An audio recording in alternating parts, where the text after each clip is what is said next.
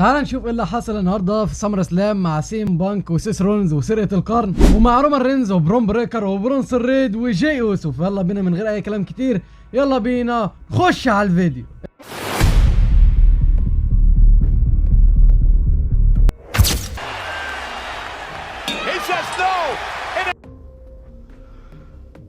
صدق انت عيل بضن حقيقي. على مين؟ عليك. كسبت. اللهم لك الحمد والشكر. لا انتم مخبيين عليا حاجه. يا عم انت كسبت. كسبت يا بركه دعاك يا ماما.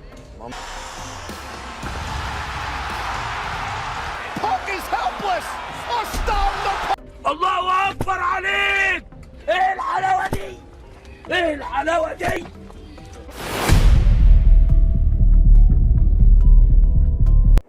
تعال النهارده كده بمباراة رومان رينز وبرون بريكر وبرونس ريد وجاي اوسو، وطبعا دي الافتتاحية كده بجاي اوسو وهو بيقرص. ليه؟ عشان البضان بتاعنا ينتهي خالص على الاخر بقى، يعني نتبضن قبل ما نتفرج. الحمد لله يعني. مش عارف والله في ايه. المهم دخل جاي اوسو ودخل رومان رينز، ورومان رينز كان عاوز يعملها تاني بعد ما كلهم دخلوا، فاللي هو احنا هنخيب ولا يا رومان؟ ما تظبط يا اسطى معاك كده في ايه؟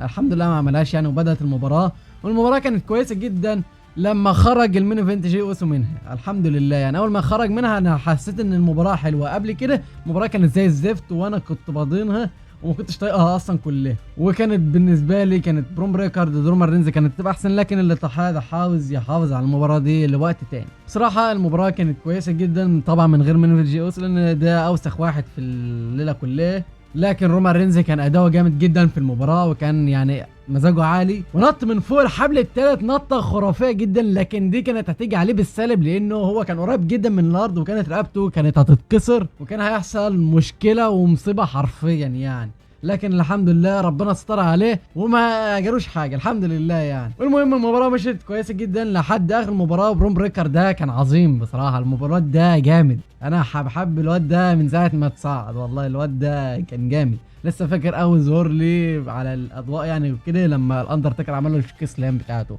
ف جمدان. والمباراه خلصت في الاخر بفوز المين ايفنت جاي اوسو، هو اللي عدى هو اللي كسب. يعني انا كنت عارف ان ده اللي هيحصل، يعني انهم مش عاوزين يغطوا على الييت ولا عاوزين يخسروا جاي اوسو ولا عاوزين يخسروا رومان رينز ولا عاوزين يخسروا برون بريكر، فيجيب لك مين على العجل ابن العجل ده. والله مع انه اداؤه كان احسن من جاي اوسو بمراحل يعني، بس يلا كسب جاي اوسو بسبير مقرف وابن 60 في 70 يعني مش عاوز اتكلم عليه يعني، هو زي الزفت يعني الحمد لله. لكن المباراه نفسها بدون جاي اوسو فهي كانت مباراه كويسه جدا، لكن كان المفروض اللي يثبت هو رومان رينز. ليه جاي اوسو يثبت؟ انا مش عارف. هو المفروض ان رومان رينز هو اللي يثبت يعني، ايه في ايه، بس يلا مش مهم. المباراة يعني هديها تقييم 3 من 5. 2 شالوها عشان جاي اوسو فيها اصلا، واحسن حد في المباراة دي كان رومان رينز وبعد برون بريكر وبعد برونس ريد لا ما فيش جاي اوسو بس.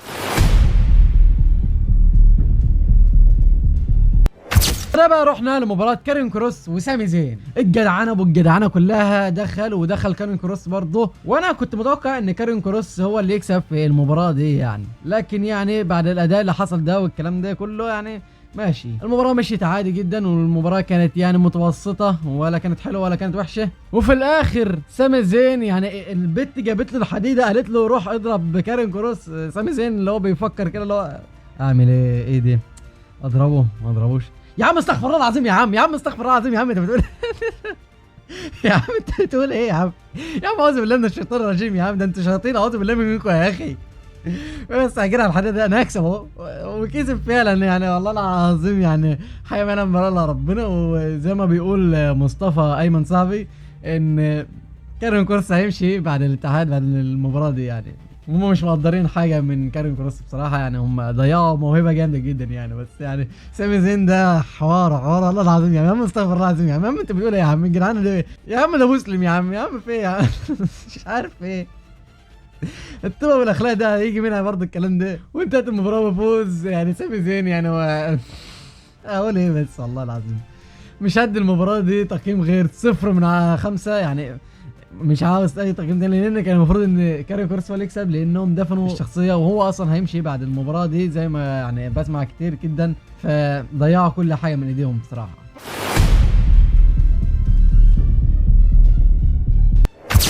بقى دخلنا على مباراة الضحك. دول ماكنتاير ولوجان بول ضد راندي اورتن وجيري رول. يعني اللي هقول لكم ايه، مباراة ضحك والله العظيم، ولا عارف اتكلم عنها في اي حاجة. هي المباراة كانت حلوة لما دخل راندي اورتن بدل جيري رول، لان جيري رول هو اللي بدأ، فلما طلع المباراة ابتدت تحلى وكانت فيها حاجات حلوة فعلا. لكن يعني جيري رول لازم يخش ويبدن علينا يعني، الحمد لله يعني. ولوجان بول نط على تيبل على جيري رول، ومن ساعتها جيري رول هو يعني خلاص مفيش، مش قادر. المصارعين كلهم بيساندوه، الحكام، الكلام ده يعني، الامن. وراندي اورتن بيطحن لوحده، اللي هو راندي اللي عملته في نفسي ده، والله العظيم مش عارف. على راي مستر راسلينج، استمتعوا بال 170 جنيه بتاعت اللي انا دافعها في اشتراك نتفليكس يا عم عشان تنبسط. المهم وجيري رول خارج كده قال لك لا يا عم ما بدهاش، ده مباراه واخر ما فيش انا العب غيرها يعني، يلا يا عم نروح نلعب تاني. قام داخل ومكمل يعني. والحمد لله انتهت بخساره راندي اورتن وجيري رول وفوز درو ماكنتاير ولوجان بول. ولوجان بول هو اللي عدى يعني، وده اللي انا كنت متوقعه جدا، وكنت انا عارفه خالص. انا كنت عارف مين حتى اللي هيعد، ان لوجان بول، وكنت عارف ان اللي تعدى عليه هو جيري رول. فده اللي كان المفروض يحصل يعني، او المفروض يحصل ان المباراه دي ما تحصلش اساسا. والمباراه دي هقيمها بقى، هقيمها بالصفر يعني. لو سامي زين ممكن ياخد واحد، دي تاخد صفر.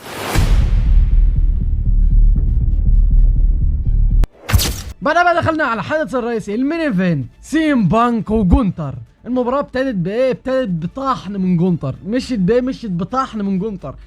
ايه تاني؟ طحن من جونتر، والله العظيم ما فيش حاجه تانية. ده سيم بانك كان ميت جدا في المباراه دي. سيم بانك كان بيطلع الروح، اللي هو جونتر كان بياكله حرفيا على الحلبه يعني. ايه ده؟ والله العظيم انا قلت ايه ده؟ سيم بانك فين؟ والله العظيم سيم بانك في المباراه دي ما كانش المفروض يكون موجود مع جونتر اساسا. جونتر عدمه حرفيا، اظهر ان هو ما فيش خالص. كان عاوز تنفس صناعي وسط المباراه اكتر من مره، ده خالص ما فيش. لكن المباراه هي يعني كمشيت كويسه لصالح جونتر.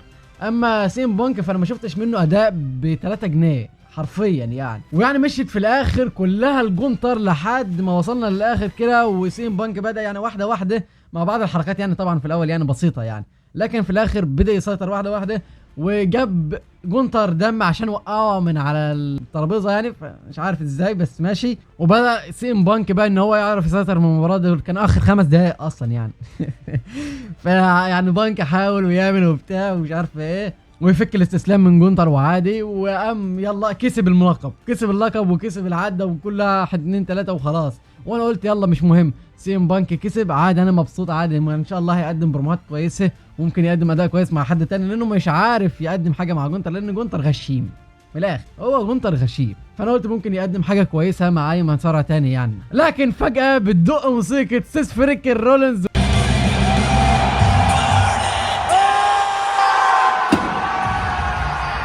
وعشان تظهر سرقة القرن مرة تانية، ويطلع ان سيس رولينز داخل بالعكازات. انا قلت ايه، هيخش يضرب بالعكازات ولا ايه؟ لا، قام رامي العكازات ويلا يا باشا خش على طول، يلا يا باشا على سرقة القرن مرة تانية. اكتر مصارع يعني والله جامد في الحتة دي. ده بالنسبة لي هو سيد الماني ان ذا بانك على طول. ده جامد، ده سرقة قرن مرتين. دخل سيس رولينز، وطبعا انت عارف يعني دخل لبانك وعدم العافية، وقام عامل له ستومب 1 2 3 كسب، وبقى نيو وورلد هيفي ويت شامبيون مرة تانية. وسيم بانك يعني يلا اهو اتحسبت لك لقب عالم، انا سبتك اهو ما تزعلش يا الله يا عم، اي خدمة. لا بس بصراحة هي الحتة دي اللي جامدة. لو غير كده كانت المباراة كانت هتبقى وحشة جدا، وكانت هتتقيم من أسوأ المباريات اللي حصلت في تاريخ سمر سلام كمان. لكن بما ان سيس رولينز اتدخل وحصل ده، فالمباراة كده هتاخد تقييم. الحمد لله الحمد لله كده المباراة هتاخد تقييم. والمباراة هقيمها ب4 من 10، لان حصل مفاجأة جامدة جدا ان سيم بانك كسب ماشي حلوة، وبعدها على طول دخل سيس رولينز. دي اللي حلها بقى. لو كان سيم بانك هو اللي كسب كانت هتبقى يعني ايه حاجة بضينة، لان احنا ما شفناش حاجة منه في المباراة اساسا. لكن سيس رولينز دخل وقدم المفروض يتقدمه، وعملوا علينا لعبة كويسة جدا ولعبة جامدة جدا عشان يعملوا سرقة القرن مرة تانية. فده جمدان جدا. ويعني المباراة لا هتاخد 4 من 5. للأسف ما فيش مباراة تستاهل 5 من 5 في العرض ده او في الليلة دي يعني. والمباراة يعني بطلها هو سيس فريكن رولينز بالنسبة لي، لكن كأداء في المباراة كان جونتر كان طبعا يعني مكتسح يعني. بس وانتهى العرض على المشهد بتاع سيم بانك وسيس رولينز وبرونسون ريد وبول هيمان وبرون بريكر. صحيح برون بريكر يعني هو اللي حصل له اصابه مش رومان رينز خالص يعني. ده هو اللي حصل له اصابه في ركبته كده، كانت خارج يعني بيستند، لكن الظاهر انها مش اصابه قويه يعني، فربنا يستر يعني، هنلسه نشوف. وكان مشهد جامد جدا ما بين سيس رولينز وبانك وبول هيمان وكده، كان جامدان حرفيا، مشهد جامد مشهد جامد. وانتهت الليله دي على كده.